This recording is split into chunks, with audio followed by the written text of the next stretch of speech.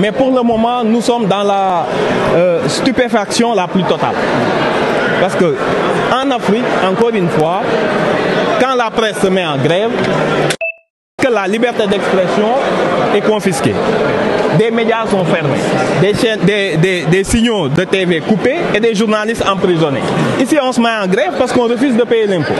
C'est une nouveauté. Si tous les secteurs faisaient pareil, si tous les secteurs faisaient pareil, si tous les secteurs, que ce soit les cliniques privées, que ce soit les entreprises, refusaient de payer l'impôt et se mettaient en grève, ce n'est pas du tout très sérieux. Donc je pense que la presse a de sérieux problèmes. Ça, il faut l'admettre. Pendant longtemps, ils ont peut-être bâti un modèle qui n'est plus adapté à l'évolution technologique en cours, avec la diversification des sources, etc.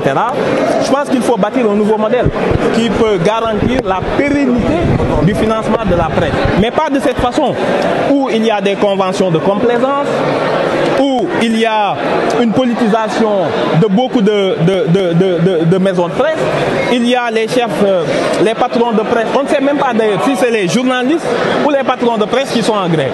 Parce que quand même c'est curieux cette situation où les patrons de presse, qui sont pour la plupart des milliardaires, hein, il faut le dire, se mettent en grève pour ne pas avoir reversé les cotisations sociales dues à leurs salariés, qui sont les journalistes. Donc c'est une situation assez ubuesque, mais en tout cas nous sommes en mesure, nous sommes un peu fiers dans la mesure où cette presse n'a pas été bâillonnée, n'est pas sortie en grève parce que ses droits auraient été confisqués. Mais pour ce fondement-là, nous disons que, en tout cas, le Sénégal n'a pas un problème de liberté d'expression, n'a pas un problème de droits de l'homme.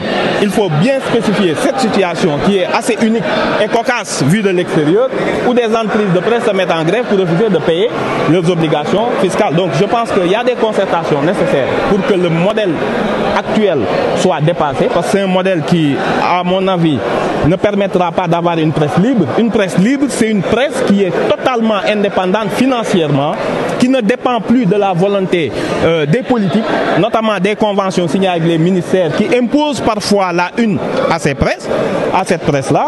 Donc je pense qu'il faut bâtir un nouveau modèle, il faut s'asseoir autour de la table et discuter, mais ne pas s'engager dans ce bras de fer ou ces chantages qui avaient cours dans d'autres temps, mais qui désormais sont totalement révolus.